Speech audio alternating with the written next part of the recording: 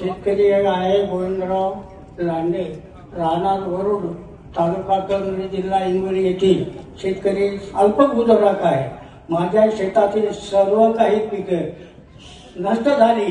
आतापर्यंत आश्वासन दिले आणि तुम्हाला पैसा देऊ, तुमचं कर्ज माफ करू म्हणून हे बऱ्याच वेळा त्यांनी सांगितलेलं होतं, पण कोणत्याही प्रकारचं त्यांनी कर्ज माफ केलं नाही आणि अनुदानही दिलेलं नाही, विमा दिलेला नाही.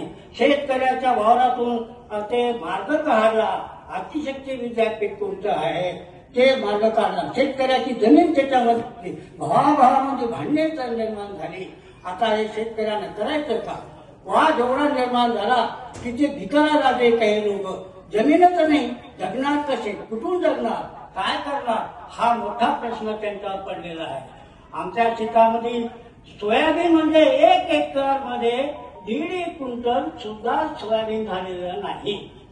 केळी लहानाच्या मोठ्या केल्या, त्या सावकारानं कर्ज दिलं, बँकेकडून कर्ज घेतलं, पण आतापर्यंत कोणत्याही प्रकारचे कर्ज द्यायला पैसा नसल्यामुळं आम्हाला खूप मोठी वेदना होत आहे. सावकाराला पैसा मागितलं, तुम्ही मागायचं कर्ज दिलं नाही. दुकानदाराला कर्ज मागितलं, ते म्हणतं तुम्ही माझ्याकडे पैसा नाही. व्यापाऱ्यावर मागितलं खर्चाच्या बद्दल द्या हो, आम्ही देऊ, पैसे बुडवणार नाही. पण नाही, पहिलं कर्ज तुम्ही दिले नाही. खताचे भाव भरमसाठ वाढले.